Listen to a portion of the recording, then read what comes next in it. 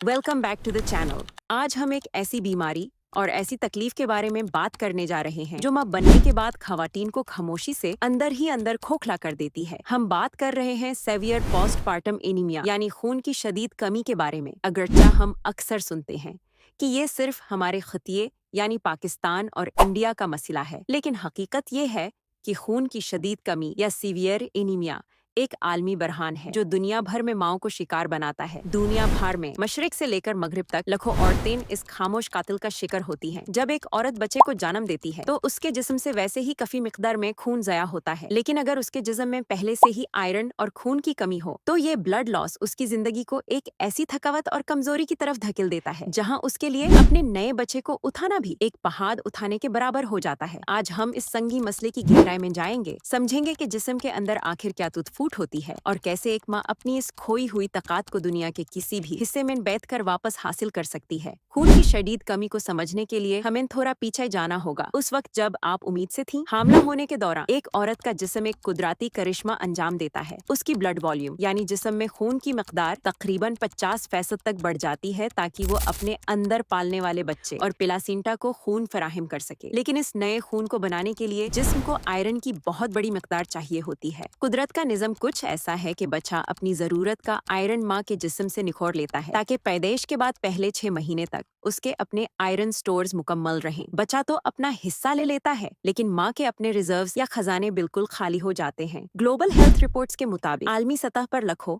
औरतें प्रेगनेंसी के आखिरी महीनों में पहले ही एनीमिक होती हैं। उनके जिस्म में आयरन न होने के बराबर होता है। और फिर आती है डिलीवरी, चाहे आपकी नॉर्मल वेजाइनल डिलीवरी हो जिसमें आमतौर पर आधा लीटर खून ज़ाया होता है, या आपका cesarean सेक्शन या बड़ा ऑपरेशन हो जिसमें 1 लीटर या उससे भी ज्यादा खून बह सकता है। ये ब्लड लॉस एक पहले से कमजोर जिस्म के लिए एक बहुत बड़ा झटका होता है। डिलीवरी के बाद आने वाला खून, जिसे लोचिया कहते हैं, हफ्तों तक जारी रहता है, इन जो इस कमी को मजीद संगीन बना देता है। अब सवाल ये पैदा होता है कि आखिर आयरन इतना जरूरी क्यों है और इसकी कमी से जिस्म बिल्कुल निढाल क्यों हो जाता है। आयरन हमारे खून में मौजूद रेड ब्लड सेल्स यानी सरख खलियों के अंदर एक प्रोटीन बनाने में मदद करता है जिसे हीमोग्लोबिन कहते हैं। हीमोग्लोबिन का वाहिद और सबसे अहम काम ये है कि वो हमारे फेफड़ों से ऑक्सीजन को उठाता है और उसे जिस्म के हर एक हिस्से, हर पथे, दिल और दिमाग तक पहुंचाता है। आप इस मिसाल को ऐसे समझें कि हीमोग्लोबिन एक डिलीवरी ट्रक है और ऑक्सीजन उसका सामान। जब आपके जिस्म में आयरन नहीं होता तो ये डिलीवरी ट्रक्स बनने बैंड हो जाते हैं। आप सांस तो पूरी ले रहे होते हैं, आपके फेफड़ों में ऑक्सीजन जा भी रही होती है, लेकिन उस ऑक्सीजन को आपके दिमाग और पैथन तक पहुंचाने वाली गाड़ियां मौजूद नहीं होती। नतीजा क्या निकलता है? आपका पूरा जिस्म ऑक्सीजन की शदीद कमी का शिकार हो जाता है। आपकी बॉडी सेल्स ऑक्सीजन के लिए तड़पने लगते हैं। यही वजह है कि सीवियर एनीमिया की शिकार माँ को ऐसी थकावट होती है जिसे शब्दों में बयान करना नामुमकिन है। यह आम थकावट नहीं है जो थोड़ी देर सो लेने से ठीक हो जाए। यह ऐसी थकावट है जो आपकी हड्डियों के अंदर तक उतर जाती है। इस शदीद कमी की अलामात को वक्त पर पहचानना बहुत जरूरी है, क्योंकि अक्सर लोग इसे सिर्फ बच्चा पैदा होने के बाद की आम कमजोरी समझकर नजरअंदाज कर देते हैं। सबसे बड़ी अलामत चक्कर आना और दिमाग का घूमना है।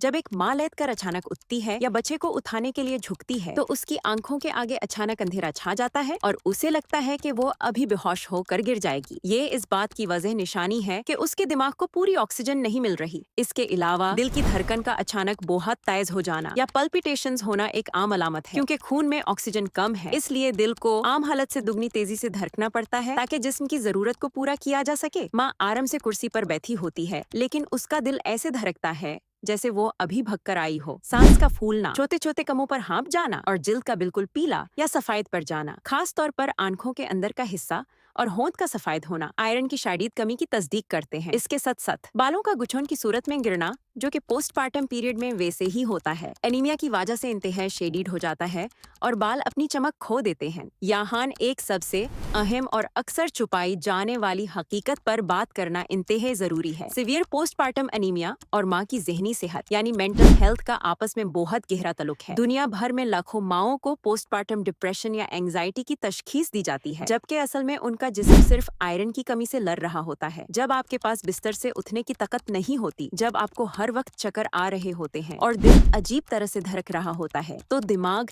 इस जिस्मानी तकलीफ को पैनिक और खौफ के तौर पर प्रोसेस करता है। एक माँ को लगता है कि उसे एंजाइटी अटैक्स आ रहे हैं या वह डिप्रेशन के गहरे अंधेरे में जा रही है। वह समझती है कि वह एक अच्छी माँ नहीं बन पा रही। डॉक्टर्स अक्सर उन्हें एंटी डिप्रेसेंट्स लिख कर दे देते हैं, लेकिन कोई उनका ब्लड टेस्ट करवा कर ये नहीं देखता कि उनके खून में आयरन स्टोर्स बिल्कुल सिफर हो चुके हैं। कोई भी थेरेपी या जहनी दवा उस वक्त तक काम नहीं कर सकती जब तक आपके जिस्म की बुनियादी जिस्मानी जरूरत यानी हीमोग्लोबिन को पूरा न किया जाए। इसलिए जहनी दबाव को ठीक करने से पहले अपनी जिस्मानी रिपोर्ट जरूर चेक करवाएं। अगर आपको ये तमाम अलामात अपने अंदर महसूस हो रही है, तो आपको फौरन अपने डॉक्टर के पास जाना चाहिए और इनसे 2 मखसूस ब्लड टेस्ट्स लिखने का मुतालबा करना चाहिए। पहला टेस्ट कंप्लीट ब्लड काउंट या CBC है, जो आपका मौजूदा हीमोग्लोबिन लेवल बताएगा, और दूसरा और सबसे अहम टेस्ट फेरिटिन टेस्ट है। फेरिटिन वो प्रोटीन है जो आपके जिस्म में आयरन को स्टोर करके रखता है, बिल्कुल एक बैंक अकाउंट की तरह। बाज औकात आपका हीमोग्लोबिन नॉर्मल लगता है, लेकिन आपका फेरिटिन बैंक अकाउंट बिल्कुल खाली हो चुका होता है। इन दोनों टेस्ट्स की रिपोर्ट्स देखकर ही पता चलेगा कि आप अनीमिया की किस स्टेज पर हैं। जब तस्दीक हो जाए कि आपको सीवियर अनीमिया है, तो इसका इलाज फौरी तौर पर शुरू होना चाहिए। आमतौर पर डॉक्टर्स आयरन की गोलियां या सप्लीमेंट्स देते हैं, लेकिन यहाँ दुनिया भर में औरतों को एक बड़ी मुश्किल पेश आती है कि आयरन की गोलियां मिडे के लिए बहुत सख्त होती हैं। इनसे शदीद कब्ज, मतली और पेट का दर्द हो सकता है। इस तकलीफ से बचने और आयरन को जिस्म में ठीक तरह से जाज़ब करने के लिए कुछ आलमी उसूल हैं, जिन पर अमल करना लाजमी है। आयरन उस वक्त सबसे बेहतर जाज़ब होता है जब उसे किसी खट्टी चीज या विटामिन C के साथ लिया जाए। इसलिए अपनी आयरन की गोली हमेशा मल्टे के जूस, लीमो पनी या विटामिन C की गोली के साथ खाएं। इसके बिल्कुल बरक्स कैल्शियम आयरन का सबसे बड़ा दुश्मन है। वो आयरन को जिस्म में जाज़ब होने से रोक देता है। इसलिए कभी भी गलती से भी अपनी आयरन की गोली दूध, दही या कैल्शियम के सप्लीमेंट के साथ मत लें। इन दोनों के दरमियान कम से कम 2 से 3 घंटे का वक्फा होना चाहिए। इसके अलावा चाय और कॉफी में मौजूद टनिन्स भी आयरन को जाज़ब नहीं होने देते। इसलिए खाना खाने या गोली लेने के फौरन बाद चाय या कॉफी पीने से मुकम्मल गुरेज करें। कब्ज से बचने के लिए आपको दिन भर में पानी का इस्तेमाल बहुत ज्यादा बढ़ाना होगा और अपनी खुराक में फाइबर वाली चीजें शामिल करनी होंगी। दवाइयों के साथ साथ आपको अपनी खुराक पर बहुत ज्यादा तवज्जो देनी होगी। आयरन 2 किस्म का होता है, हेमे आयरन और नॉन हेमे आयरन। हेमे आयरन जानवरों से हासिल होता है और हमारा जिस्म इसे बहुत आसानी से और तेजी से जाज़ब कर लेता है। इसके लिए आपको अपनी खुराक में सुर्ख गोश्त, कलेजी, मुर्गी का डार्क मीट और अंडे शामिल करने चाहिए। अगर आप गोश्त नहीं खाती हैं और वेजिटेरियन हैं, तो आपको नॉन हेमे आयरन पर इन्हिसर करना होगा, जो सब्जियों से मिलता है। इसके लिए पालक, काले चने, दालें और लोबिया बेहतरीन जराए हैं, लेकिन याद रखें, सब्जियों वाले आयरन को जाज़ब करने के लिए आपको उस खाने के साथ ताज़ा लीमो निचोड़ना या टमाटर का इस्तेमाल लाजमी करना होगा, वरना वो आयरन आपके किसी काम नहीं आएगा। अगर आपकी हालत इंतहाई संगीन है या आपका जिस्म आयरन की गोलियों को बिल्कुल बर्दाश्त नहीं कर पा रहा, तो जायडेड मेडिकल साइंस के पास एक बेहतरीन और तेज तरीन हाल मौजूद है, जिसे IV आयरन इन्फ्यूजन कहते हैं। इस तरीके में आयरन को ड्रिप के जरिए सीधा आपके खून में शामिल कर दिया जाता है। यह मिडे के निजाम से नहीं गुजरता, इसलिए कोई कब्ज या मतली नहीं होती। जो खवातीन IV आयरन इन्फ्यूजन लगवाती हैं, उन्हें चंद ही दिनों में ऐसी ताकत महसूस होती है जैसे उनके दिमाग और जिस्म से कोई बहुत भरी धूल या कोहर अचानक हट गया हो। अगर आपके नंबर्स बहुत कम हैं, तो अपने डॉक्टर से इस सहूलत के बारे में जरूर बात करें। यह वाकई आपकी जिंदगी को बदल कर रख सकता है। खून की शदीद कमी से ठीक होने में वक्त लगता है। एक माँ को अपने आप पर बहुत ज्यादा रहम खाने की जरूरत होती है। जिस जिस्म ने 9 महीने लगाकर